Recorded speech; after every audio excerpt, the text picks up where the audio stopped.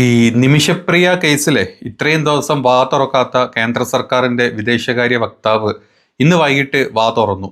വാ തുറന്നപ്പോൾ നമ്മൾ വിചാരിച്ചു എന്തെങ്കിലുമൊക്കെ വലിയ ആനക്കാര്യം പറയാണ്ടാവുന്നു. പറഞ്ഞതൊന്നുമില്ല. ഞങ്ങൾ വേണ്ട പോലൊക്കെ കാര്യങ്ങൾ ചെയ്യുന്നുണ്ട്. മാക്സിമം ഇവിടൊക്കെ ഏതൊക്കെ നിയമ ത്രൂ എന്താ സംഗതികളും സംവിധാനങ്ങളും ത്രൂ കാര്യങ്ങളൊക്കെ ഞങ്ങൾ ചെയ്യുന്നുണ്ട്. കാന്തപുരം ആരെ ഞങ്ങൾക്ക് അറിയില്ല. കാന്തപുരം അവിടെ ഇടപെട്ടിട്ടോ ഞങ്ങൾക്ക് അറിയൊന്നുമില്ല. അങ്ങനത്തെ ആൾക്കാരെ ഒന്നും ഇതിൽ ഇൻവോൾവ് ആയിട്ടില്ല എന്നുള്ള ഒരു വെടി പൊട്ടിച്ചിട്ടാണ് വിദേശകാര്യ വക്താവ് ഇന്ന് വൈകിട്ട് സംസാരിച്ചത്. ഇതേപോലെ തന്നെ ഇതിനു മുമ്പും ഇതേ വിദേശകാര്യ നമ്മുടെ ഇന്ത്യയുടെ കേന്ദ്ര സർക്കാരിൻ്റെ വിദേശകാര്യ വക്താക്കളൊക്കെ തന്നെ ആയിരുന്നു സുപ്രീം കോടതിയിൽ വന്ന് പറഞ്ഞതും ഞങ്ങൾ നിമിഷപ്രിയക്ക് വേണ്ടിയൊക്കെ ചെയ്യാനുള്ളതൊക്കെ ചെയ്തു, ഞങ്ങളെ കൊണ്ട് ഇത്രയൊക്കെ പറ്റുള്ളൂ, ഇനി ഞങ്ങൾക്ക് ചെയ്യാനൊന്നുമില്ല എന്ന് പറഞ്ഞത്. അത് നിമിഷപ്രിയ ആക്ഷൻ കൗൺസിലിൻ്റെ മുമ്പിലോ അല്ലെങ്കിൽ വേറെ കുടുംബക്കാരുടെ മുമ്പിലോ ഒന്നുമല്ല പറഞ്ഞത്, ഇന്ത്യയുടെ പരമോന്നത കോടതി സുപ്രീം കോർട്ടിലാണ് പറഞ്ഞത്. അപ്പം അന്നും ഇതുപോലെ തന്നെ ഞങ്ങൾക്കൊന്നും ചെയ്യാനില്ലേ എന്നും പറഞ്ഞ് കഴിഞ്ഞു പോയ ആളുകളാണ്. അത് കഴിഞ്ഞ് നമുക്കറിയാം ഇതിൽ ഇടപെടലുകൾ ആരൊക്കെ വന്നു, ആരൊക്കെ ഇടപെട്ടു. അതുവരെ ഇല്ലാത്ത ഒരാൾ പെട്ടെന്ന് ഇടപെടുന്നു. അത് 6ാം നൂറ്റാണ്ടുകാരൻ അല്ലെ 6ാം നൂറ്റാണ്ടിലെ മതത്തിൻ്റെ വക്താവായിട്ടുള്ള ഒരാളാണ് ഇടപെട്ടത് എന്നുള്ളത് നമ്മളെല്ലാവരും കണ്ടു. അതുകൊണ്ട് തന്നെ കുരുപൊട്ടിയ പല ആളുകളെയും നമ്മൾ അതിനുശേഷം കണ്ടു, ഇപ്പോഴും നമ്മൾ കണ്ടുകൊണ്ടിരിക്കുന്നുണ്ട്. അതിൻ്റെയൊക്കെ ബാക്കി പത്രമായിട്ടാണ് ഇങ്ങനെ ഒരു ചർച്ച അല്ലെങ്കിൽ കേന്ദ്ര സർക്കാരിൻ്റെ സൈഡിൽ നിന്ന് ഇങ്ങനത്തെ ഒരു എന്തെങ്കിലും പറയണമല്ലോ വെച്ച് വന്ന് പറഞ്ഞത് എന്നുള്ളതും വ്യക്തമാണ്. നമ്മുടെ നാട്ടിൽ ചോറുന്ന ആൾക്കാർക്ക് അറിയാം ആരൊക്കെ എന്തൊക്കെ ചെയ്തു, എവിടെയൊക്കെ ചെയ്തു, ഇവിടെ ഈ നില എത്തി. അതായത് ഈ ഒരു വിധി ഉണ്ടല്ലോ, ഈ ഒരു ആളെ വധശിക്ഷയുടെ ആ ഒരു വിധി അറ്റ്ലീസ്റ്റ് നീട്ടിക്കിട്ടാനെങ്കിലും നമ്മുടെ ഈ പറഞ്ഞ കാന്തപുരത്തിന് തന്നെ പറ്റിയത് എന്നുള്ളത് നമ്മുടെ നാട്ടിലെ ചോറ് നിന്ന് എല്ലാവർക്കും അറിയാം. അതറിയാത്തത് ഇപ്പോഴും നമ്മുടെ നാട്ടിലെ ചില പ്രത്യേക വിഭാഗം ആൾക്കാർക്കാണ്. പ്രത്യേക എന്താ പറയുക, മതവിരോധങ്ങളുള്ള ആൾക്കാർക്ക്, അതല്ലെങ്കിൽ മറ്റ് ചില വർഗീയത മാത്രം മനസ്സിൽ കൊണ്ട് നടക്കുന്ന, മതവിദ്വേഷം മനസ്സിൽ കൊണ്ട് നടക്കുന്ന ഒരു പ്രത്യേക കൂട്ടം, ഒരുതരം പ്രത്യേക കൂട്ടം ജന്തുക്കൾക്ക് മാത്രമാണ് ഇപ്പോഴും അത് മനസ്സിലാവാത്തത്. അതിൽ നിഷ്പക്ഷമായിട്ട് നിൽക്കുന്ന ചില ജന്തുക്കളുണ്ടാവും, അതല്ലാത്ത പലതരത്തിലുള്ള ജന്തുക്കളുണ്ടാവും. നമ്മൾ കഴിഞ്ഞ 2 ദിവസമായിട്ട് കാണുന്നുണ്ട്, ഒരു ജന്തു ബാക്ക് ടു ബാക്ക് ആയിട്ട് ഇങ്ങനെ ഇട്ടുകൊണ്ടിരിക്കുകയാണ്. നിമിഷപ്രിയയുടെ വിട്ടുതരരുത്, കൊന്നു കളയണം, അതല്ലെങ്കിൽ അവിടെ നിന്ന് തീർത്ത് കളയണം, ഒരിക്കലും മാപ്പർഹിക്കുന്നില്ല എന്നും പറഞ്ഞിട്ട് ലോങ് വീഡിയോസ് ഇട്ടുകൊണ്ട് നടക്കുന്ന ചില നിഷ്പക്ഷ ജന്തുക്കളെ നമ്മൾ കണ്ടു. അതിൻ്റെ കൂട്ടത്തിൽ താങ്ങിയും തണവും പിടിച്ചിട്ടുള്ള പല ജന്തുക്കളെയും നമ്മൾ കണ്ടു. ഇതൊരു ഇസ്ലാം മതത്തിൽപ്പെട്ട ഒരാൾ തന്നെ ഇതിന് ഇടപെട്ടതുകൊണ്ട് ആ ആളിനെ തീവ്രവാദി വരെ ആക്കുന്ന ജന്തുക്കളെ നമ്മൾ കണ്ടു. പിന്നെ ഇടക്ക് ഒരു വിദ്യാഭ്യാസപരമായിട്ടോ സാമൂഹിക സാംസ്കാരികപരമായിട്ടോ യാതൊരു ഗുണമില്ലാത്ത ചില പ്രത്യേക തരം കർമ്മങ്ങളും ഇതിൻ്റെ ഇടക്ക് വന്നിട്ട് പല ന്യൂസുകൾ അല്ലെങ്കിൽ പലതരത്തിലുള്ള പോസ്റ്റുകൾ ഇട്ട് പോകുന്നതും നമ്മൾ കണ്ടു. അതൊക്കെ അവിടെ നിന്നോട്ടെ. ഇന്നിപ്പം ന്യൂസ് 18 ഒരു ചർച്ച നടന്നിരുന്നു. ചർച്ചയിൽ പങ്കെടുത്ത ആളുകൾ ഒന്ന് ആക്ഷൻ കമ്മിറ്റിയുടെ അഡ്വക്കേറ്റ് ആയിട്ടുള്ള സുഭാഷ് ചന്ദ്രനായിരുന്നു. രണ്ടാമത്തത് യുവരാജ് ഗോകുൽ, BJPയുടെ നേതാവ്. പിന്നെ മിഥുൻ വിജയകുമാർ ഒരു രാഷ്ട്രീയ നിരീക്ഷകനാണ്. പിന്നെ മജീദ് കക്കാട് ഇടതുപക്ഷ രാഷ്ട്രീയ നിരീക്ഷകനാണ്. പിന്നെ ഡോക്ടർ MS വേണുഗോപാൽ വിദേശകാര്യ വിദഗ്ധനാണ്, മുൻ വിദേശകാര്യ വിദഗ്ധനായിരുന്നു. ഇവരിരുന്നിട്ടുള്ള ഒരു ചർച്ചയാണ്. ഈ ചർച്ചയിൽ ഇരുന്നിട്ട് ഈ BJPയുടെ ഒരു വക്താവ് പറഞ്ഞൊരു കാര്യമുണ്ട്.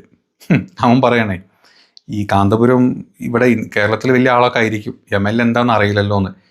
ഈ ഒരു റിപ്പോർട്ട് അല്ലെങ്കിൽ ഈ ഒരു വധശിക്ഷ മാറ്റിവെച്ചു, ഇല്ലാതാക്കി എന്നല്ല പറഞ്ഞത്, അത് പോസ്റ്റ്പോണ്ട് ചെയ്തു എന്നുള്ള ഒരു കാര്യം ഈ നാട്ടിലെ നമ്മുടെ വിശ്വഗുരു മോദിജി പോലും വിചാരിച്ചിട്ട് നടക്കാതെ, നമ്മൾക്ക് പറ്റുന്ന രീതിയിൽ നയതന്ത്രപരമായിട്ടുള്ള പല രാജ്യങ്ങൾ ത്രൂ നടക്കാത്തൊരു കാര്യം ഈ പറഞ്ഞ ഒരാൾ MLA ഈ പറഞ്ഞ ആ ഒരു പ്രത്യേക സ്ഥലത്ത് പോയിട്ട് ഇത്രയും ചെയ്തിട്ടുണ്ടെങ്കിൽ അയാൾക്ക് അവിടെ ഒരു വില ഉണ്ടാവും എന്നുള്ളത് വ്യക്തമല്ലേ?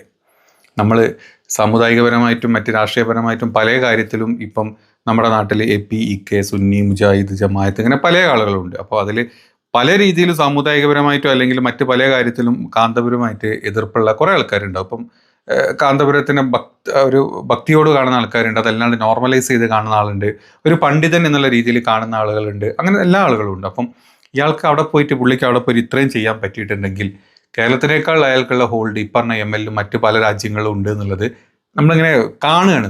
നമ്മൾ പറഞ്ഞിട്ടോ അല്ലെങ്കിൽ വെറുതെ അയാളെ പൊക്കി ഞാൻ കുറേ ഇത് കാണാറുണ്ട്. പല ഉസ്താദുമാരും പല ഇല്ലാത്ത കഥകൾ പറഞ്ഞ് പൊക്കാറുണ്ട് കാന്തപുരത്തിന്, അതുപോലത്തെ പല പണ്ഡിതന്മാർ. അതൊന്നുമല്ല, നമ്മൾ കണ്ട ഒരു കാര്യം പുള്ളിക്ക്, നമ്മളെ കണ്ണാൽ കാണുന്ന ഒരു കാര്യം പുള്ളി ചെയ്തിട്ടും ഇതുപോലെ ഇരുന്നിട്ട് കാന്തപുരം അങ്ങനെയാണ് എങ്കിൽ അയാൾ ഇവിടെ വലിയ ആളായിരിക്കും, അവിടുത്തെ അവസ്ഥ നമുക്കറിയില്ലല്ലോ എന്നൊക്കെ പറയാൻ ഈ പറഞ്ഞ യുവരാജ് ഗോകുൽ എന്നല്ല അവന്റെ പേര്, ഇങ്ങനത്തെ ചില BJP മൊണ്ണകൾക്ക് മാത്രമേ പറ്റൂ. യുവരാജ് ഗോകുൽ, നമ്മുടെ BJP വക്താവ്, അവൻ അതിൽ എടുത്തിടുന്ന ചില കാര്യങ്ങളുണ്ട്. നമുക്കറിയാം അർജുൻ മനാഫിന്റെ കാര്യം അറിയാം. അത് എങ്ങനെയൊക്കെ തുടങ്ങി എങ്ങനെയൊക്കെ അവസാനിച്ചു എന്നുള്ളത് കേരളത്തിലെ ജനങ്ങൾ മൊത്തം കണ്ടതാണ്. അതിൻ്റെ ഇടയ്ക്ക് പലതരത്തിലുള്ള മിത്രങ്ങളുടെ കളികളും മിത്രങ്ങൾ പല രീതിയിൽ അളിയനെ കൊണ്ട് പലതും പറയിപ്പിച്ചൊക്കെ നമ്മൾ കേട്ടിട്ടുണ്ട് അല്ലേ. ആ ഉദാഹരണങ്ങളൊക്കെ ഇതിൽ എടുത്തിട്ട് നിമിഷപ്രിയയുടെ കേസിലോട്ട് ഒരു മതത്തിന്റെ ഒരു ഷെയ്ഡ് കൊണ്ടുവരാൻ ഈ യുവരാജ് ഗോകുലിനെ പോലത്തെ ആളുകൾ കളിച്ചൊരു വല്ലാത്ത സംസാരമുണ്ട് ഈ ഒരു ഡിബേറ്റിന്റെ ബാക്കിയായിട്ട്. നിങ്ങളൊന്ന് കേട്ട് നോക്ക്, നമുക്ക് മനസ്സിലാവും ഒരു മിത്രത്തിന്റെ അകത്ത് നമ്മൾ ഒരു ഇവനെ പോലത്തെ മിത്രങ്ങളുടെ അകത്ത് എത്രത്തോളം വിദ്വേഷവും വിഷവും ഒക്കെ എത്രത്തോളം ഒളിപ്പിച്ച് വെച്ചിട്ടാണ് ഇവന്മാർ നാട്ടിലിറങ്ങുന്നത്, ജീവിക്കുന്നത്, അല്ലെങ്കിൽ പഴയ കാര്യങ്ങൾ മനസ്സിൽ എങ്ങനെ ഇട്ടിട്ടാണ് വേറെ ചില കാര്യങ്ങളായിട്ട് അത് കോറിലേറ്റ് ചെയ്യുന്നത് എന്നുള്ളത് ഇവൻ്റെ ഇന്നത്തെ സംസാരത്തിൽ നമുക്ക് മനസ്സിലാവും. അത് ഭയങ്കര നോട്ട് ചെയ്യേണ്ട ഒരു കാര്യം. നിങ്ങളൊന്ന് കേട്ട് നോക്കുന്നത്. അല്ല, നോക്കൂ, കേന്ദ്ര സർക്കാരിനെ സംബന്ധിച്ചിടത്തോളം ഔദ്യോഗികമായി അവർ ചെയ്യുന്ന കാര്യങ്ങളെ കുറിച്ചിട്ടായിരിക്കും വിദേശകാര്യ വക്താവിന് പറയുവാൻ വേണ്ടിയിട്ട് സാധിക്കുക. കേന്ദ്ര സർക്കാർ ഇതുവരെയും എന്തൊക്കെ കാര്യങ്ങൾ നിമിഷപ്രിയയുടെ മോചനവുമായി ബന്ധപ്പെട്ടിട്ട് അവർക്ക് പൊതുമാപ്പ് ഒരു മാപ്പ് നൽകിക്കൊണ്ട് അവരെ മോചിപ്പിച്ച് തിരിച്ച് നമ്മുടെ രാജ്യത്തേക്ക് കൊണ്ടുവരുവാൻ വേണ്ടിയിട്ട് നടത്തിയിട്ടുള്ള ഇടപെടലുകളെ കുറിച്ചിട്ട് വിദേശകാര്യ വക്താവ് വളരെ വ്യക്തമായിട്ട് തന്നെ പറഞ്ഞിട്ടുണ്ട്. നമ്മുടെ ഗവർണർ ഉൾപ്പെടെയുള്ള ആൾക്കാർ അശ്രാന്തമായിട്ട് അതിനു വേണ്ടി പരിശ്രമിക്കുന്നുണ്ട്. അതിന് വിവിധ രാഷ്ട്രീയ കക്ഷികളിലെ നമ്മുടെ എതിർ രാഷ്ട്രീയ കക്ഷികളാണെങ്കിൽ പോലും അവരുടെയൊക്കെ ഇടപെടലുകൾ, ഇപ്പോൾ മരിച്ചുപോയ ഉമ്മൻചാണ്ടി സാറാകട്ടെ, ഉമ്മൻചാണ്ടി സാറിന്റെ മകനാകട്ടെ, അങ്ങനെ പലരുടെയും ഇടപെടലുകൾ അതിനകത്ത് ഉണ്ടായിട്ടുണ്ട്. ഇനിയിപ്പോൾ കാന്തപുരം അബൂബക്കറെ പോലെയുള്ള വ്യക്തികൾ അതിനകത്ത് ഇടപെടുവാൻ ശ്രമിക്കുന്നുണ്ട് എന്നുണ്ടെന്നുണ്ടെങ്കിൽ അത് വളരെ അഭിനന്ദനാർഹമായ കാര്യമാണ് എന്ന് മാത്രമേ ഞാൻ പറയുന്നുള്ളൂ. അല്ലാണ്ട് ഇപ്പോൾ ആരെങ്കിലും അതിനു വേണ്ടിയിട്ട് ഒരു സ്റ്റെപ്പ് എടുത്ത് മുമ്പോട്ട് വെക്കാൻ പോകുന്ന സമയത്ത് നമ്മളിപ്പോൾ എല്ലാവരെയും നിരാകരിച്ചുകൊണ്ട് ഇതെന്തെങ്കിലും മത്സരമൊന്നും അല്ലല്ലോ. ഇതിപ്പോൾ നമ്മളൊരു ഒരു ക്രിക്കറ്റ് മത്സരമോ ഫുട്ബോൾ മത്സരമോ ഒന്നും അല്ലല്ലോ. 2 ഗോൾ നിങ്ങൾ അടിച്ചു, 3 ഗോൾ ഞങ്ങൾ അടിക്കും, അങ്ങനെയൊന്നും അല്ലല്ലോ. നമുക്ക് ഒരാളെ രക്ഷിക്കുവാൻ വേണ്ടിയിട്ട് ആർക്കൊക്കെ ഇടപെടാൻ സാധിക്കും അവരെല്ലാവരും ഇടപെടട്ടെ എന്ന് മാത്രമേ അതിനകത്ത് പറയാൻ വേണ്ടിയിട്ട് സാധിക്കുകയുള്ളൂ. പിന്നെ കേന്ദ്ര സർക്കാരിനെ സംബന്ധിച്ചിടത്തോളം ഔദ്യോഗികമായിട്ട് കേന്ദ്ര സർക്കാർ നടത്തുന്ന ഇടപെടലുകളുമായി ബന്ധപ്പെട്ടിട്ടാണ് ഇത്തരത്തിലുള്ള നീക്കങ്ങൾ അവിടെ ഉണ്ടായത്. ഇപ്പോൾ നേരത്തെ തന്നെ ആദ്യം സംസാരിച്ച വിദേശകാര്യ വിദഗ്ധനായിട്ടുള്ള അദ്ദേഹം വളരെ വ്യക്തമായിട്ട് തന്നെ പറഞ്ഞല്ലോ. ഒന്നാമത്തെ കാര്യം എന്ന് പറഞ്ഞാൽ നമ്മൾ ഇതിനകത്ത് മനസ്സിലാക്കേണ്ടത്, യമൻ എന്ന് പറയുന്ന ഒരു രാജ്യം എന്ന് പറയുന്നത് ഹൂതികൾ ഇപ്പോൾ അഡ്മിനിസ്ട്രേഷൻ കൈകാര്യം ചെയ്തുകൊണ്ടിരിക്കുന്നത്. അഡ്മിനിസ്ട്രേഷൻ എന്നൊന്നും അതിനെ പറയാൻ വേണ്ടിയിട്ട് സാധിക്കുമെന്ന് എനിക്ക് അറിയില്ല. എന്നിരുന്നാലും ശരി തന്നെയാണ്, ലോകത്തിലെ ഒരുപാട് രാജ്യങ്ങൾ, അമേരിക്ക ഉൾപ്പെടെ കാനഡ ഉൾപ്പെടെ ഒരുപാട് രാജ്യങ്ങൾ തീവ്രവാദ രാജ്യമായിട്ട് പ്രഖ്യാപിച്ച UN പോലുമുള്ള ഫണ്ടിങ് യമന് വേണ്ടിയിട്ട്, അതായത് നമ്മൾ മനസ്സിലാക്കേണ്ടുന്ന കാര്യം, മിഡിൽ ഈസ്റ്റിലെ ഏറ്റവും ദരിദ്ര രാജ്യമാണ് യമൻ എന്ന് പറയുന്നത്. ഏറ്റവും ബുദ്ധിമുട്ടിൽ ആൾക്കാർ കഴിയുന്ന രാജ്യമാണ്. ഹ്യൂമൻ ഡെവലപ്മെന്റ് ഇൻഡെക്സ് എന്ന് പറയുന്നതൊന്നും എന്തെങ്കിലും ഒരു കാര്യം കൊടുക്കാൻ വേണ്ടി പോലും പരിഗണിക്കാൻ പോലും എടുക്കാൻ പറ്റാത്ത സാഹചര്യത്തിലൂടെ കടന്നു പോകുന്ന ഒരു രാജ്യമാണ്. പിന്നെ ഇടയിലൊരു കാര്യം പറഞ്ഞിട്ട്, ഈ ഹ്യൂമൻ ഡെവലപ്മെന്റ് ഇൻഡെക്സ് എന്നൊക്കെ പറഞ്ഞു കഴിഞ്ഞാൽ നമ്മൾ ഈ യമന്റെ ഹ്യൂമൻ ഡെവലപ്മെന്റ് ഇൻഡെക്സ് എടുത്ത് നോക്കിക്കഴിഞ്ഞാൽ 194 കൺട്രീസാണ് നമ്മൾ ഇതൊക്കെ സെർച്ച് ചെയ്യുമ്പോൾ എടുക്കാറ്. യമൻ എന്ന് പറഞ്ഞാൽ 194 കൺട്രീസിൽ 183 തേർഡ് പൊസിഷനിലാണ് നിൽക്കുന്നത്. അപ്പം നമ്മുടെ രാജ്യത്തിന് കമ്പാരിസൺ പോലും ചെയ്യാൻ പറ്റില്ല എന്നുള്ളത് വളരെ സത്യമായിട്ടുള്ള കാര്യമാണ്. പക്ഷേ പറഞ്ഞ സ്ഥിതിക്ക് നമ്മുടെ രാജ്യത്തിൻ്റെ കമ്പാരിസണും കൂടെ നമുക്ക് പറയാം. 2024 ഇൻഡെക്സ് എടുത്ത് നോക്കിക്കഴിഞ്ഞാൽ നമ്മുടെ ഇന്ത്യ 133 പൊസിഷനിലാട്ടോ. നമ്മൾ ആദ്യത്തെ 5ലും 10ലും 50ലും 100ലും അല്ല, നമ്മൾ 133ാമത്തെ പൊസിഷനിലാണ്. ഞാൻ ജസ്റ്റ് ഒന്ന് പറഞ്ഞിട്ടേ ഉള്ളൂ. നമ്മൾ പോട്ടെ, ബാക്കി പറ, കേൾക്കട്ടെ. അപ്പൊ ആ രാജ്യത്തേക്കുള്ള UN എയ്ഡ് വരെ കട്ട് ചെയ്യുന്ന തലത്തിലേക്ക് ലോകരാജ്യങ്ങൾ പോകണമെന്നുണ്ടെന്നുണ്ടെങ്കിൽ അവിടെ നിന്ന് ഉയരുന്ന ടെററിസ്റ്റ് ഭീഷണി, അല്ലെങ്കിൽ അവിടെ ഭരിച്ചുകൊണ്ടിരിക്കുന്ന മത സർക്കാർ എന്ന് പറയുന്ന അത്രയും മോശമായിട്ട് അനുഭവപ്പെടുന്നത് കൊണ്ട് തന്നെയാണ്. അപ്പൊ തീർച്ചയായിട്ടും അവരുമായിട്ട് നയതന്ത്ര ബന്ധം സ്ഥാപിക്കുന്നതിന് നമുക്ക് പരിമിതികളുണ്ട്. നമുക്കൊരു പുരോഗമിച്ച രാജ്യം, അല്ലെങ്കിൽ ഗൾഫിലെ മറ്റേതെങ്കിലും രാജ്യമാണ്, മിഡിൽ ഈസ്റ്റിലെ അത്യാവശ്യം പുരോഗമിച്ചിട്ടുള്ള മറ്റൊരു രാജ്യമാണെന്നുണ്ടെങ്കിൽ നമുക്ക് കുറച്ചുകൂടിയും കാര്യമായിട്ട് തന്നെ ഇടപെടാൻ വേണ്ടിയിട്ട് സാധിക്കും. നമ്മൾ തുടക്ക കാലഘട്ടങ്ങളിൽ കണ്ടാണ്, സുഷമ സ്വരാജ് വിദേശകാര്യ മന്ത്രിയായിരുന്നപ്പോൾ ഉൾപ്പെടെ നമ്മൾ കണ്ടതാണ്, പല തരത്തിലുള്ള ഇടപെടലുകളിലൂടെ ഒരുപാട് പേര് നമ്മൾ തിരിച്ചു കൊണ്ടുവരുന്നത്.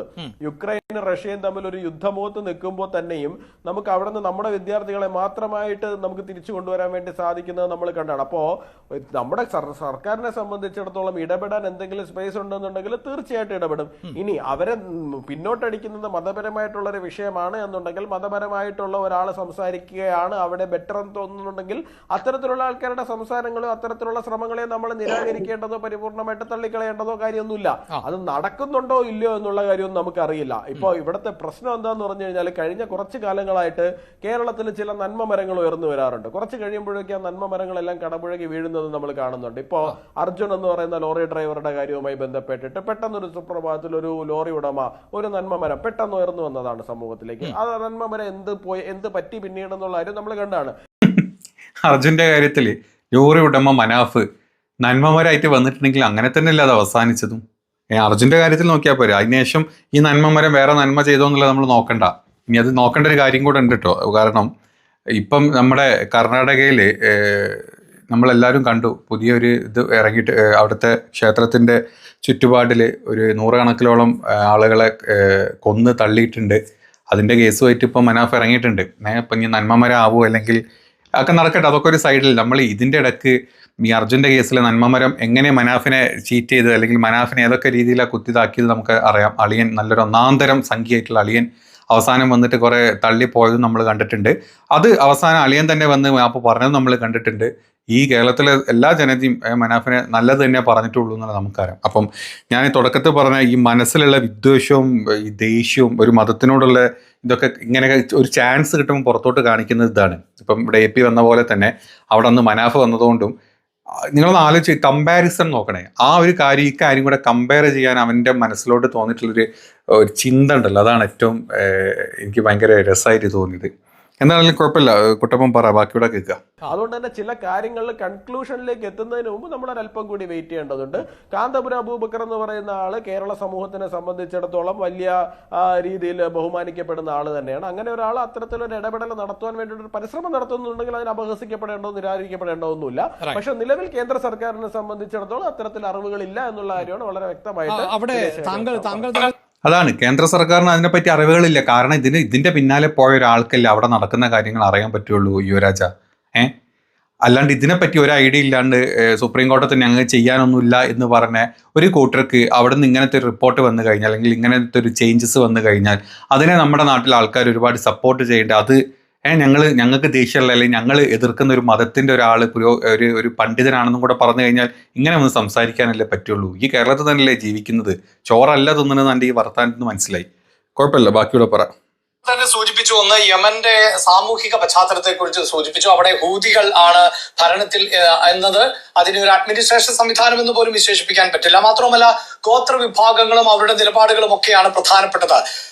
സ്വാഭാവികമായും താങ്കൾ ഈ സൂചിപ്പിക്കുന്ന പോലെ അവിടെ ഒരു നയതന്ത്ര ചർച്ചകൾക്കപ്പുറത്ത് മതപരമായ സങ്കല്പങ്ങളിൽ നിന്നുകൊണ്ടുള്ള നീതിന്യായ വ്യവസ്ഥകൾക്ക് കൂടുതൽ ഇടം നൽകുന്ന ഒരു രാജ്യം കൂടിയാണല്ലോ. അപ്പോൾ കാന്തപുരത്തെ പോലെയുള്ളവരുടെ ഇടപെടൽ ഉണ്ടാകുന്നുവെങ്കിൽ അതിനെ പ്രശംസിക്കുക എന്നതിനപ്പുറത്ത് അത്തരം സാധ്യതകളെ കൂടി കേന്ദ്ര സർക്കാർ കൂടുതൽ പ്രയോജനപ്പെടുത്താനും ശ്രമിക്കേണ്ടതല്ലേ യുവരാജ് ഗോകുൽ?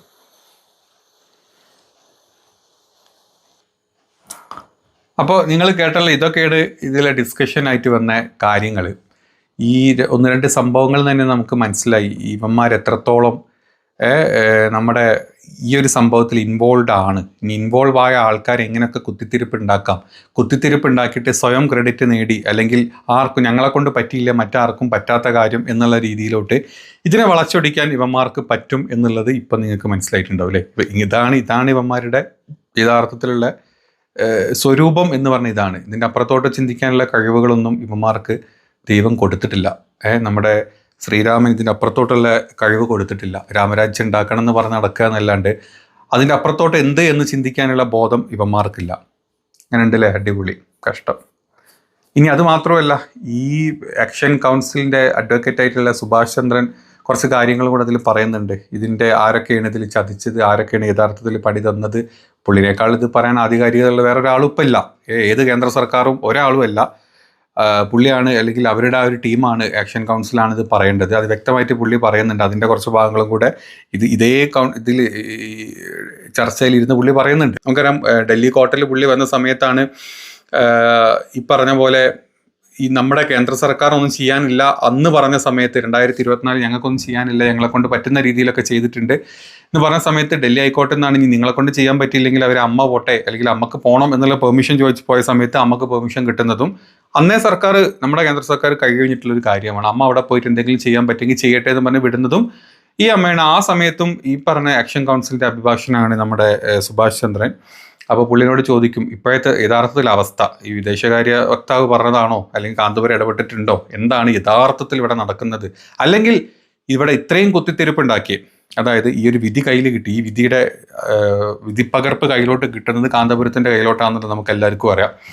ആ കിട്ടിയത് പുറത്തോട്ട് ന്യൂസ് വന്ന സമയം മുതൽ നമ്മൾ പുറത്തോട്ട് കേൾക്കുന്ന ഒരു പേരാണ് സാമുവൽ ജെറോം. അതായത് രൂക്ഷമായിട്ട് കുരുപൊട്ടി ഒലിച്ച് രൂക്ഷമായിട്ട് ഇരുന്ന ഓരോ ചാനലുകളിലും ഓരോ കോളിലും ഈ പറഞ്ഞ എ.പിനെ അറിയില്ല, എ.പി അല്ല ചെയ്തത്, എ.പി ആയിട്ട് യാതൊരു ബന്ധവുമില്ല, ഞാനാണ് ചെയ്തത്, എൻ്റെ കേന്ദ്ര സർക്കാരാണ് ചെയ്തത്, എൻ്റെ മോദിജിയാണ് ചെയ്തത്. ഇതിൻ്റെ അവസാനത്തിലോട്ട് കയറി വന്ന ആൾ രാജേന്ദ്രൻ, നമ്മുടെ കേരള ഗവർണർ. അതും ചാണ്ടിയുമ്മൻ പോയി സംസാരിച്ചിട്ട് എന്തെങ്കിലും നിങ്ങളെ കൊണ്ട് ചെയ്യാൻ പറ്റുമെങ്കിൽ ചെയ്യുമെന്ന് വെച്ചപ്പം ഈ വിധി വരുന്നതിന് തലേന്ന് രാവിലെ മാത്രം പുള്ളി ചെയ്തു എന്ന് പറയുന്നത്, പുള്ളി ഒന്നുമില്ല, നമ്മുടെ വിദേശകാര്യ വക്താക്കളെ വിളിച്ചിട്ട് എന്തെങ്കിലും ചെയ്യാൻ പറ്റുമോ, അല്ലെങ്കിൽ പ്രധാനമന്ത്രിയുടെ ഓഫീസിലോട്ട് വിളിച്ചു എന്തെങ്കിലും ചെയ്യാൻ പറ്റുമോ എന്ന് ചോദിച്ചിട്ടുള്ളൂ. അതല്ലാണ്ട് രാജേന്ദ്രന് എം.എൽ.എ പോയിരുന്നിട്ട് ചർച്ച ചെയ്യാൻ പറ്റില്ല നമുക്ക് എല്ലാവർക്കും അറിയാം. എന്നിട്ട് അയാളുടെ പേരെടുത്തിട്ടു അയാളൊക്കെ ചെയ്ത വർക്ക് അമേസിംഗ് ആണെന്ന് പറയുന്നത്. ഈ വിധി വരുന്നതിന് തലേ ദിവസം അയാൾ എന്ത് ചെയ്യാനാ, വെറുതെ അതായത് ആ ഒരു സംഘശക്തി കാണിക്കാൻ വേണ്ടിയിട്ട് അയാളുടെ പേരും നമ്മുടെ മിനിസ്ട്രിയുടെ പേരും നമ്മുടെ മോദിയുടെ പേരും മാത്രം സംസാരിക്കുന്ന ഒരു സാമുവൽ ജെറോം എന്ന് പറഞ്ഞ ചതിയൻ എന്ന് വേണേൽ പറയാം. ചതിയൻ ചന്തു, കൂട്ടത്തിൽ നിന്ന് ചതിച്ചവൻ. കാരണം $40,000 ഈ പറഞ്ഞ സഹായ സമിതി കൊടുത്തിട്ടും, ഈ നിയമസഹായ സമിതി അവിടെ കൊടുത്തിട്ടും ആ പൈസ എവിടെ പോയി ചോദിച്ചപ്പം 2024 ഗ്രൂപ്പിൽ നിന്ന് ലെഫ്റ്റ് അടിച്ച് പോയത്. അതായത് ഇതിൻ്റെ ആക്ഷൻ കൗൺസിലിൻ്റെ ഗ്രൂപ്പിൽ നിന്ന്, മീഡിയ കൗൺസിലിൻ്റെ ഗ്രൂപ്പിൽ നിന്ന് ലെഫ്റ്റ് അടിച്ച് പോയവൻ. അവനെ താങ്ങി നടക്കുന്ന ദീപ ജോസഫ് എന്ന് പറഞ്ഞ മറ്റൊരു ആളാണ് ഇന്നലെ പിന്നെ കുത്തിത്തിരിപ്പുണ്ടാക്കിയത്, ഫോണിൽ കൂടെ വിളിച്ചിട്ട് ഞങ്ങളാണ് ചെയ്തത്, കേന്ദ്ര സർക്കാരാണ് ചെയ്തത്, ഞങ്ങൾ മിണ്ടാണ്ടിരിക്കുകയായിരുന്നു ഇത്രയും കാലം ഏത് വിധി വരുന്നതിന് ശേഷം എന്ന് പറഞ്ഞ അവരും ഈ പറഞ്ഞ ആളുകളൊക്കെ ഈ പറഞ്ഞ ആക്ഷൻ കൗൺസിലിൻ്റെ ഭാഗമായിരുന്ന ഒരു കാലത്ത് അവരൊക്കെ ഇവിടുന്ന് പുറത്താക്കുകയും ചെയ്തിട്ടുണ്ട് എന്നുള്ളത് കറക്റ്റായിട്ട് നമ്മുടെ സുഭാഷ് ചന്ദ്രൻ ഇന്ന് പറയുന്നുണ്ട്. പുള്ളി പറയുന്ന കുറച്ച് കാര്യങ്ങളുണ്ട്. അത് കേൾക്കുമ്പം യഥാർത്ഥത്തിൽ എ.പി വല്ലതും ചെയ്തിട്ടുണ്ടോ അല്ലെങ്കിൽ കേന്ദ്ര സർക്കാർ മൂഞ്ചിത്തെറ്റി നിന്നതാണോ എന്നുള്ളത് നമുക്ക് മനസ്സിലാവും. അതിൽ കേൾക്കുന്നത് ശ്രീ സുഭാഷ് ചന്ദ്രൻ, ഇവിടെ ഇത് പബ്ലിക്കിനുണ്ടാകുന്ന ഒരു സംശയമാണ്. ഞാനും ഇതേ സംശയം തുടക്കത്തിൽ തന്നെ ഉന്നയിക്കേണ്ടതില്ലല്ലോ എന്ന് കരുതിയിട്ടാണ്. കാരണം നമ്മുടെ എല്ലാവരുടെയും ആഗ്രഹം എന്നത് ഏതു വിധേനയും നിമിഷപ്രിയെ തിരികെ എത്തിക്കുക എന്നുള്ളതാണ്. അവിടെ ആരുടെയും ഉദ്ദേശശുദ്ധിയെ അല്ല നമ്മൾ ചലഞ്ച് ചെയ്യുന്നത്. അങ്ങനെ ഒരു തർക്കത്തിനുമല്ല ഈ ഒരു ചർച്ച എന്നതുകൊണ്ടാണ്. ഇത് ഒരു തെറ്റിദ്ധാരണയുടെ ഭാഗമായിട്ടാണ് മിഥുൻ ഉൾപ്പെടെയുള്ള കേരളത്തിലെ ഒരു വിഭാഗം ആളുകൾ, മിഥുന്റെ ചർച്ച മുഴുവൻ നിമിഷപ്രിയ ആക്ഷൻ കൗൺസിലിന്റെ ഈ പറയുന്ന ഒഫീഷ്യൽ സ്പോക്ക് പേഴ്സൺ ആണ്, അല്ലെങ്കിൽ അതിന്റെ നേതാവാണ്, ആക്ഷൻ കൗൺസിൽ തന്നെ പിന്നെ കാന്തപുരത്തെ തള്ളി പറഞ്ഞിരിക്കുന്നു എന്നുള്ള രീതിയിലേക്കൊക്കെയാണ്. ആദ്യം തന്നെ ഇതിനോട് പറയാം, നിമിഷപ്രിയ ആക്ഷൻ കൗൺസിലിന്റെ ഭാഗമല്ല പിന്നെ ഈ പറയുന്ന സാമുവൽ ജെറോം എന്ന് പറയുന്ന വ്യക്തി. അദ്ദേഹം 2024 ഡിസംബറിൽ സ്വമേധയാ ഞങ്ങളുടെ ഗ്രൂപ്പ് വിട്ട് പുറത്തു പോയതാണ്. അദ്ദേഹത്തിന് നിമിഷപ്രിയ ആക്ഷൻ കൗൺസിൽ കൊടുത്ത $40,000 എന്തിനു ഉപയോഗിച്ചു, ആ ചർച്ചയുടെ വിശദാംശങ്ങൾ അറിയിക്കാൻ വേണ്ടി പറഞ്ഞ സമയത്ത് നമ്മൾ ഈ മാധ്യമങ്ങളിൽ കാണുന്നത് പോലെ തന്നെ ഞങ്ങളോട് പ്രതികരിച്ചുകൊണ്ട് നിങ്ങളോട് മറുപടി പറയാൻ എനിക്ക് സൗകര്യമില്ല, നിങ്ങൾ പണം അയച്ചു തന്നാൽ മതി എന്നുള്ള ധാർഷ്ട്യമുള്ള പിന്നെ മറുപടി പറഞ്ഞ സമയത്ത് അത് അങ്ങനെ കഴിയില്ല, അക്കൗണ്ടബിൾ ആയി ഞങ്ങൾ ക്രൗഡ് ഫണ്ടിലൂടെ ഉണ്ടാക്കിയ പണമാണ്, അത് കൃത്യമായി ഞങ്ങൾ റിപ്പോർട്ട് ചെയ്യണം എന്ന് പറയുന്ന സമയത്ത് എന്ത് ചർച്ചകളാണ് നടക്കുന്നത് എന്ന് പറഞ്ഞ സമയത്ത് അതിൽ സൗകര്യമില്ല എന്ന് പറഞ്ഞ് സ്വമേധയാ പിന്നെ നിമിഷപ്രിയ ആക്ഷൻ കൗൺസിലിന്റെ പിന്നെ ഗ്രൂപ്പിൽ നിന്ന്, ഇത് കോർഡിനേറ്റ് ചെയ്യുന്നതിന് വേണ്ടിയുള്ള ഗ്രൂപ്പിൽ നിന്ന് ഔദ്യോഗികമായി ഇറങ്ങിപ്പോയ ആളാണ്. 2024 ഡിസംബർ തൊട്ട് സാമുവൽ ജെറോമുമായി ഞങ്ങൾക്ക് യാതൊരു ബന്ധവുമില്ല. ഇതുമായി ബന്ധപ്പെട്ടുകൊണ്ട് ശ്രീ കാന്തപുരത്തെ അപമാനിക്കുന്ന, ഈ ചർച്ചകൾക്ക് നിരന്തരം കാന്തപുരത്തെ അപമാനിക്കുന്ന തരത്തിൽ സാമുവൽ ജെറോമിനോടൊപ്പം മറ്റ് പ്രസ്താവനകൾ നടത്തുന്ന ദീപ ജോസഫ് എന്ന് പറയുന്ന, അതോടൊപ്പം തന്നെ ബാബു ജോൺ എന്ന് പറയുന്ന ആളുകളെല്ലാം ഞങ്ങൾ ഇന്നലെ പിന്നെ ഈ പറയുന്ന നിമിഷപ്രിയ ആക്ഷൻ കൗൺസിലിന്റെ ഭാഗത്ത് നിന്ന് മാറ്റി നിർത്തിയിട്ടുണ്ട്. അവരും ഇപ്പോൾ ഇതിന്റെ ഭാഗമല്ല എന്നുള്ള കാര്യം കേരളീയ സമൂഹത്തെ ഞങ്ങൾ ഈ ചാനലിലൂടെ അറിയിക്കുകയാണ്. ഇതുമായി ബന്ധപ്പെട്ടുകൊണ്ട് ഇതിന്റെ ഇപ്പൊ നിങ്ങൾക്ക് ഏകദേശം ഒരു ഐഡിയ കിട്ടിയിട്ടുണ്ടാവില്ല ആരൊക്കെ ഇതിലുണ്ട്, ഈ കൗൺസിലിന്റെ അണ്ടറിൽ ആരൊക്കെ ഉണ്ട്, ആരൊക്കെ ഇല്ല എന്നുള്ളത് വ്യക്തമായിട്ടുണ്ട്. ഈ പറഞ്ഞ ഈ നാട്ടിൽ നമ്മുടെ ഈ മൊത്തം കേരളത്തിൽ ഇത്രയും കുത്തിത്തിരിപ്പുണ്ടാക്കിയ ആളുകൾ എല്ലാം ഇപ്പൊ അതിലില്ല എന്നുള്ളത് ആദ്യം നിങ്ങൾ മനസ്സിലാക്കുക. ബാക്കി പുള്ളി പറയുന്നേക്ക് പിന്നെ ഒരു ബാക്ക്ഗ്രൗണ്ട് കൂടി ഞാനൊന്ന് പറഞ്ഞു തരാം. ഇത് ആരംഭിക്കുന്നത് ഈ സാമുവൽ ജെറോം അവകാശപ്പെടുന്നത് 2017 തൊട്ട് അദ്ദേഹം ഈ നിമിഷപ്രിയ കേസുമായി മുന്നോട്ട് പോകുന്നു. ഞങ്ങളെ സംബന്ധിച്ചിട്ടുണ്ടായിരുന്ന ഏക ആക്സസ് എന്ന് പറയുന്നത് സാമുവൽ ജെറോം മാത്രമായിരുന്നു. അവിടെ ഔദ്യോഗികമായി യമനിൽ തുടരുന്ന ഏക ഇന്ത്യക്കാരൻ എന്നുള്ള, അല്ലെങ്കിൽ സർക്കാരിന്റെ അംഗീകാരത്തോടു കൂടി അവിടെ തുടരുന്ന ഏക ഇന്ത്യക്കാരൻ സാമുവൽ ജെറോം ആണ് എന്നുള്ളത് കൊണ്ട് ഞങ്ങൾക്ക് മറ്റ് ആക്സസ് ഒന്നും ഉണ്ടായിരുന്നില്ല. ഈ സാമുവൽ ജെറോം ഞങ്ങളുടെ പിന്നെ ഈ സമയത്ത് ഈ ചർച്ച നടത്തുന്നത് വരെ ഞങ്ങൾക്ക് നിമിഷപ്രിയയെ വധശിക്ഷയ്ക്ക് വിധിച്ച ട്രയൽ കോടതിയുടെ ഉത്തരവോ അതല്ലെങ്കിൽ അതിനുശേഷം പിന്നീട് പിന്നെ അപ്പീൽ കോടതിയുടെയോ സുപ്രീം ജുഡീഷ്യൽ കൗൺസിലിന്റെ ഉത്തരവ് ഈ നിമിഷം വരെ ഞങ്ങൾക്ക് തന്നിട്ടില്ല. $4,000 ഈ 3 ഉത്തരവുകളുടെ വിധി പകർപ്പുകൾ ലഭ്യമാക്കുന്നതിന് വേണ്ടി, സർട്ടിഫൈഡ് കോപ്പി ലഭ്യമാക്കുന്നതിന് ആക്ഷൻ കോടതി കൊടുത്തതാണ്. 2 തവണയായി $20,000, $40,000 ചർച്ചകൾക്കായി സാമുവൽ ജെറോം വേണമെന്ന് ആവശ്യപ്പെട്ടുകൊണ്ട് സാമുവൽ ജെറോമിനും അവിടുത്തെ അഭിഭാഷകനും ഇന്ത്യൻ എംബസി വഴി ഞങ്ങൾ അയച്ചു കൊടുത്തതാണ്. അതിന്റെ കണക്ക് ചോദിച്ചപ്പോഴാണ് സാമുവൽ ജെറോം ഞങ്ങളോട് മോശമായി പെരുമാറുകയും കമ്മിറ്റിയിൽ നിന്ന് ഇറങ്ങിപ്പോവുകയും ചെയ്തത്. അപ്പോൾ ഇത്തരത്തിൽ വളരെ മോശമായ രീതിയിലുള്ള പ്രവർത്തനങ്ങൾ നടക്കുന്ന സമയത്താണ് കഴിഞ്ഞ വർഷം ഈ ബഹുമാനപ്പെട്ട കാന്തപുരം ഉസ്താദിന്റെ മകൻ ഹക്കീം അസരി ഇവിടെ ഡൽഹിയിൽ വരുന്ന സമയത്ത് അദ്ദേഹത്തെ ഞാൻ നേരിൽ പോയി കാണുകയും ഈ സഹായത്തെ ഈ ചർച്ചകൾക്കകത്തുള്ള സഹായം അഭ്യർത്ഥിക്കുകയും ചെയ്തു. ആ സമയത്ത് കാന്തപുരം ഉസ്താദിന് ചില ആരോഗ്യപരമായ പ്രശ്നങ്ങൾ ഉണ്ടായിരുന്നു. അതോടൊപ്പം തന്നെ നിമിഷപ്രിയയ്ക്ക് ഇത്തരം ഒരു നിർണായകമായ അവസരം എത്തിയിരുന്നില്ല. പിന്നീട് നിമിഷപ്രിയയുടെ വധശിക്ഷ തീരുമാനിക്കപ്പെടുന്ന സമയത്ത് ഞങ്ങൾ തന്നെ ഔദ്യോഗികമായി ആക്ഷൻ കൗൺസിലിന്റെ ഭാരവാഹികൾ തന്നെ കേരളത്തിലെ ആളുകൾ ശ്രീ കുഞ്ഞാമത് പുരാശുണ്ടും അതോടൊപ്പം തന്നെ സജീവ് കുമാർ എന്നിവർ കാന്തപുരം ഉസ്താദിനെ നേരിട്ട് പോയി കാണുകയും അദ്ദേഹത്തോട് സഹായം അഭ്യർത്ഥിക്കുകയും ഇന്നലെയും അദ്ദേഹത്തിന്റെ മർക്കസിലെത്തി നിമിഷപ്രിയ ആക്ഷൻ കൗൺസിലിന്റെ ഭാരവാഹികൾ അദ്ദേഹത്തോട് ചെയ്ത പ്രവർത്തനങ്ങൾക്കുള്ള നന്ദി അറിയിക്കുകയും തുടർ പ്രവർത്തനങ്ങളെ സംബന്ധിച്ചുള്ള ചർച്ചകൾ നടത്തുകയും ചെയ്തിട്ടുണ്ട്. അപ്പോൾ പൂർണ്ണമായും നിമിഷപ്രിയ ആക്ഷൻ കൗൺസിൽ ഇപ്പോൾ ബഹുമാനപ്പെട്ട കാന്തപുരം അബൂബക്കർ മുസ്ലിയാരും അദ്ദേഹത്തിന്റെ സംഘടനയും നടത്തുന്ന ഈ ചർച്ചകളുടെ കൂടെയാണ്. ഞങ്ങൾ പൂർണ്ണമായും ഈ ചർച്ചകളോടൊപ്പം നിന്നുകൊണ്ട് നിമിഷപ്രിയെ മോചിപ്പിക്കുന്ന ആവശ്യമായിട്ടുള്ള പ്രവർത്തനങ്ങളാണ് നടത്തിക്കൊണ്ടിരിക്കുന്നത് എന്നുള്ള കാര്യം കേരളീയ സമൂഹത്തോട് വളരെ വ്യക്തമായി പറയാൻ ആഗ്രഹിക്കുകയാണ്. മറ്റു തരത്തിലുള്ള തെറ്റിദ്ധാരണകളൊന്നും അല്ലെങ്കിൽ ഇപ്പോൾ ഈ ക്രെഡിറ്റ് വാർഡ് വിവാദം ഉന്നയിച്ചുകൊണ്ട് വരുന്ന ആരും ഇപ്പോൾ നിമിഷപ്രിയ ആക്ഷൻ കൗൺസിലിന്റെ ഭാഗമല്ല. ഇക്കാര്യത്തിനകത്ത് നിമിഷപ്രിയ ആക്ഷൻ കൗൺസിലിനോ അതല്ലെങ്കിൽ മർക്കസിനോ ശ്രീ കാന്തപുരം അബൂബക്കർ മുസ്ലിയാർക്കോ ഏതെങ്കിലും തരത്തിലുള്ള ക്രെഡിറ്റ് വേണമെന്നുള്ള അവിടെ താങ്കൾ ഇത്രയും പറഞ്ഞത് കൊണ്ടാണ് ഈ കഴിഞ്ഞ ദിവസത്തെ വിഷയം കൂടി താങ്കൾ പറഞ്ഞു കഴിഞ്ഞു. അപ്പോൾ അങ്ങനെയെങ്കിൽ ശ്രീ സാമുവൽ ജെറോം ഈ ആക്ഷൻ കമ്മിറ്റി ഒരു പരിധിവരെയെങ്കിലും ചീറ്റ് ചെയ്തു എന്നാണോ ഇപ്പോൾ പ്രാഥമികമായി വിലയിരുത്തേണ്ടി വരുന്നത്? കാരണം ചെയ്ത പ്രവൃത്തികൾ എന്തായെന്ന് ചോദിച്ചാൽ അതിനൊരു ഉത്തരം നൽകേണ്ടത് ജെറോമിന്റെ ഉത്തരവാദിത്തമായിരുന്നല്ലോ. സ്വാഭാവികമായും ഞങ്ങൾക്ക് മറ്റൊരു മാർഗം തുറന്നു കിട്ടിയ സമയത്ത് ഞങ്ങൾ ആ മാർഗം ഉപയോഗിക്കുന്ന സമയത്താണ് ക്ഷുഭിതനായി തനിക്ക് ഈ പറയുന്ന തന്റെ കയ്യിൽ നിൽക്കുമായിരുന്ന ചർച്ചകൾ അല്ലെങ്കിൽ അതിന് ചില താല്പര്യങ്ങളുണ്ട്. കാരണം ഇതുവരെ ഈ പറയുന്ന കാന്തപുരം ഉസ്താദുമായി ബന്ധപ്പെട്ടുകൊണ്ട് ചർച്ചകൾ നടത്തുന്നതിന് ഒരു രൂപ പോലും അദ്ദേഹം ഞങ്ങളോട് ആവശ്യപ്പെട്ടില്ല, മർക്കസ് ആവശ്യപ്പെട്ടില്ല. അതിന്റെ ചെലവുകൾ മുഴുവൻ യമനിലുള്ള ഈ പറയുന്ന പണ്ഡിത വൈദ്യന്മാരെ തന്നെയാണ് വഹിക്കുന്നത്. പക്ഷേ ഇവിടെ ചർച്ച നടക്കുന്നതിന് മുൻപേ തന്നെ $40,000 പ്രാഥമികമായ ചർച്ചകൾക്ക് വേണമെന്ന് പറയുകയും ആ $40,000 അയച്ചു കൊടുത്തതിന് ശേഷം എന്ത് ചർച്ച നടന്നു, ആരുമായി ചർച്ച നടന്നു എന്ന് ചോദിക്കുന്ന സമയത്ത് ഇപ്പൊ ഞങ്ങളോട് അന്ന് പറഞ്ഞിരുന്നത് അദ്ദേഹത്തിന്റെ പിതാവുമായി തലാലിന്റെ പിതാവുമായി ചർച്ച നടക്കുന്നു, അവിടുത്തെ ഗോത്ര തലവന്മാരുമായി ചർച്ച നടക്കുന്നു, അദ്ദേഹത്തിന്റെ സഹോദരനുമായി ചർച്ച നടക്കുന്നു എന്നുള്ള കളവായ കാര്യങ്ങൾ പറഞ്ഞുകൊണ്ട് ഞങ്ങളെ തെറ്റിദ്ധരിപ്പിച്ചുകൊണ്ട് ഞങ്ങളുടെ ഈ പറയുന്ന ദൗർബല്യത്തിന്, കാരണം ഞങ്ങൾക്ക് മറ്റാരുമില്ല അവിടെ ഇടപെടാൻ വേണ്ടി. നേരത്തെ പറഞ്ഞതുപോലെ ഇന്ത്യൻ എംബസി ഞങ്ങൾ ഇതുമായി ബന്ധപ്പെട്ടുകൊണ്ട് ഡൽഹി ഹൈക്കോടതിയിൽ 3 റിട്ട് പെറ്റീഷൻ ഫയൽ ചെയ്തിട്ടുള്ളതാണ്. കേന്ദ്ര സർക്കാർ 3 റിട്ട് പെറ്റീഷനകത്തും ഇപ്പോൾ അവസാനം സുപ്രീം കോടതി നിൽക്കുന്ന നാളെ സുപ്രീം കോടതി പരിഹരിക്കുന്ന റിട്ട് പെറ്റീഷനകത്തും ഞങ്ങളുടെ ആവശ്യം എന്ന് പറയുന്നത് കേന്ദ്ര സർക്കാർ ഈ ചർച്ചകൾക്ക് നേതൃത്വം നൽകണം എന്നുള്ളതാണ്. അപ്പോൾ എല്ലാ സമയത്തും നേരത്തെ നമ്മൾ തന്നെ കണ്ടതാണ്, കഴിഞ്ഞ തവണ പരിഗണിക്കുന്ന സമയത്ത് കേന്ദ്ര സർക്കാർ തങ്ങളുടെ നിസ്സഹായത പറഞ്ഞു. ഡൽഹി ഹൈക്കോടതിയിൽ വരുന്ന സമയത്തും അവരുടെ നിസ്സഹായത പറയുകയും എന്നിട്ടാണ് ഡൽഹി ഹൈക്കോടതി അമ്മയ്ക്ക് പോകാനുള്ള യാത്രാനുമതി തരുന്നത്. അമ്മയുടെ യാത്രാനുമതിയെ പോലും അന്ന് സർക്കാർ വളരെ ശക്തിയുക്ത എതിർത്തതാണ്. പക്ഷേ കോടതി പറഞ്ഞു നിങ്ങൾ ചെയ്യുന്നില്ലെങ്കിൽ പിന്നെ അമ്മ പോയി ചെയ്യട്ടെ എന്ന് പറഞ്ഞുകൊണ്ടാണ് ഡൽഹി ഹൈക്കോടതി അന്ന് ആ യാത്രാനുമതി തരുന്നത്. അപ്പോൾ അത്തരത്തിൽ ഞങ്ങൾ ഒരുപാട് നിയമ പോരാട്ടം നടത്തി. ഞങ്ങൾ സർക്കാരിനൊപ്പമാണ്. ഞങ്ങൾ ഇതിൽ ആര് വരുന്നോ ആര് വന്നാലും ഈ പ്രവർത്തനങ്ങൾ ഏറ്റെടുക്കാൻ വേണ്ടി വന്നാലും അവർക്കൊപ്പമാണ്. അങ്ങനെ ഒരു അവസരമാണ് ശ്രീ കാന്തപുരത്തിലൂടെ ഞങ്ങൾക്ക് തുറന്നു കിട്ടിയത്. ആ അവസരത്തിൽ ഞങ്ങൾ പൂർണ്ണമായും അദ്ദേഹത്തിന് പിന്തുണ അർപ്പിച്ചുകൊണ്ട് ഞങ്ങൾ മുന്നോട്ട് പോകുക തന്നെ ചെയ്യും. എന്തായാലും അതിൽ നിന്ന് വ്യക്തമാകുന്നത് ഇപ്പോഴാണ്, അതായത് ഈ ആക്ഷൻ കമ്മിറ്റിക്ക് അടക്കം ഇപ്പോഴാണ് ഈ കുടുംബവുമായി യഥാർത്ഥത്തിൽ നേരിട്ട് ബന്ധപ്പെടാൻ സാധിച്ചത് എന്നാണല്ലേ? തീർച്ചയായും. കാരണം നേരത്തെ ഈ അദ്ദേഹം പറഞ്ഞിരുന്ന ചർച്ചകൾ നടന്നിരുന്നു എന്ന് പറഞ്ഞിരുന്നെങ്കിൽ പോലും അതൊരിക്കലും കുടുംബമായുള്ള ചർച്ചകളായിരുന്നില്ല എന്നുള്ള കാര്യം ഇപ്പോൾ ബോധ്യപ്പെട്ടിരിക്കുകയാണ്. ഇപ്പോഴാണ് ഈ പറയുന്ന അവിടുത്തെ പണ്ഡിത വര്യന്മാരിലൂടെ ഈ കുടുംബത്തിലേക്ക് എത്താൻ വേണ്ടി സാധിച്ചിരിക്കുന്നത്. ഇപ്പോൾ വളരെ സക്രിയമായ ചർച്ചകൾ നടക്കുന്നുണ്ട്, ആശാവഹമായ ചർച്ചകൾ നടക്കുന്നുണ്ട്. ആ ചർച്ചകൾ പൂർണ്ണതയിൽ എത്തിക്കാൻ സാധിക്കും എന്നുള്ള പ്രതീക്ഷ തന്നെയാണ് ഞങ്ങൾക്കുള്ളത്. അതിന് തുരങ്കം വെക്കുന്ന ഇത്തരത്തിലുള്ള നടപടികൾ ഉണ്ടാകരുത് എന്നുള്ള അഭ്യർത്ഥന മാത്രമാണ് ആക്ഷൻ കമ്മിറ്റിക്ക് വേണ്ടി പറയുന്നത്. അപ്പോൾ നിങ്ങൾ കേട്ടല്ലോ, ഇതിൻ്റെ കൂടെ നിന്ന് ഇതിൻ്റെ A to Z കാര്യങ്ങൾ അറിയുന്ന അഡ്വക്കേറ്റ് സുഭാഷ് ചന്ദ്രൻ പറഞ്ഞ് നിങ്ങൾ കേട്ടു. ഇവിടെ ഏറ്റവും കൂടുതൽ ചതിയനായതും അല്ലെങ്കിൽ കുത്തിത്തിരിപ്പുണ്ടാക്കിയതും ഈ പറഞ്ഞ സാമുവലും മറ്റ് ദീപ ജോസഫും അല്ലെങ്കിൽ പോളോ എന്തായാലും പേര് മറന്നുപോയി, ഇപ്പം പറഞ്ഞ കുറച്ച് ബാബു പോൾ എന്ന് പറഞ്ഞ ഈ പറഞ്ഞ 3-4 പേരാണ് അവരുടെ സ്വന്തം ക്രെഡിറ്റിന് വേണ്ടിയിട്ടും അവരുടെ മറ്റ് ചില രാഷ്ട്രീയ താല്പര്യത്തിന് വേണ്ടിയിട്ടും ഇത്തരത്തിൽ ഈ പറഞ്ഞ നാട്ടിലെ പാവം നമ്മുടെ നാട്ടിലെ എല്ലാ സംഘികളെയും ക്രിസംഘികളെയും പറ്റിച്ചത്, എച്ചിലുകളെയും പറ്റിച്ചത് എന്നുള്ളത് ഈ ഒരു സംസാരത്തിൽ നിന്ന് വ്യക്തമായിട്ട് നമുക്ക് മനസ്സിലായി.